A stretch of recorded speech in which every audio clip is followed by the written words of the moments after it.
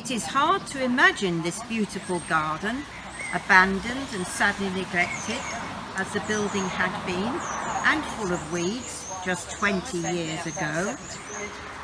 This was once a garden where Victorian pupils had played, where boys had gardening lessons, and where the school grew fruit and vegetables in the 1940s Dig for Victory wartime campaign. So the renovation of the garden was the next big project for the old school trustees. In 2001, a garden design competition was launched, and from the entries, many of their designs were introduced into this garden. The main feature was to be a series of mosaic circles to provide a trail for children, a piece of art to look at by each seat, and to use the Japanese idea of encouraging users of the garden to stop or slow down and peaceably contemplate the different designs in a garden setting. Seats were donated in remembrance of loved ones, some especially near a raised sensory bed, full of scented plants by which to sit and relax. A path was installed to lead the visitors round the long borders, planted with shrubs and bulbs, past ancient walls with colourful climbers, to a raised, curved stone seat, framed by white blossom plants, placed there especially for local wedding couples to pose for pictures, against the background of the great tower of the church, which overlooks the garden. These ideas were developed by artist Sally Imbert, daughter of the old school's first patron, Sir Peter Imbert, who was Commissioner of the Metropolitan Police. He was a lively pupil and had fond memories of his years at this school.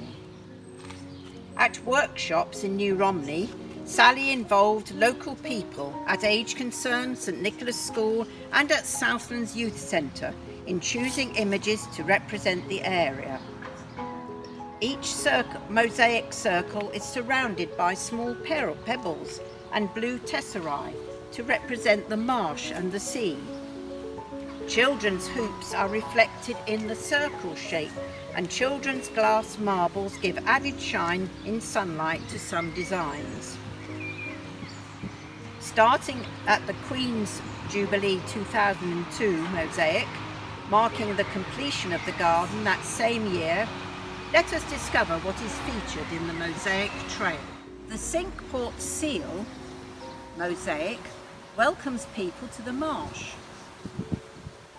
The Romney Hythe and Dymchurch Light Railway is represented by its most famous train called Dr. Sin, after the scarecrow smugglers in the books by Russell Thorndike.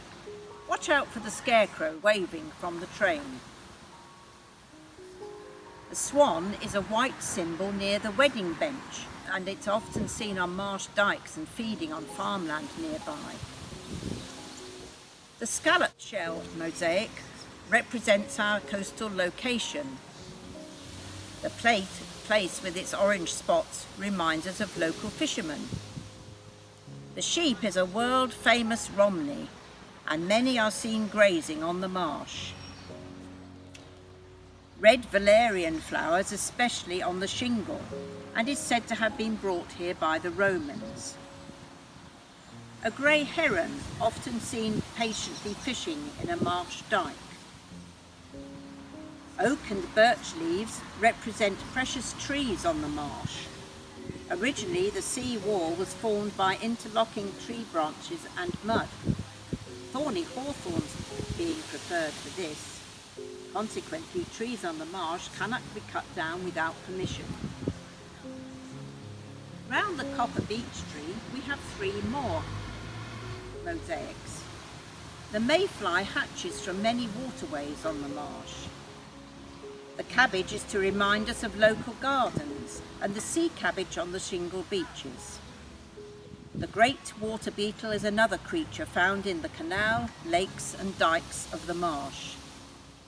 Finally, artist Sally Imbert signed her initials in a mosaic on the raised bed. Our trail ends with a view of this lovely garden, open to all to enjoy, as a peaceful outdoor space in this difficult time of COVID-19 lockdown 2020.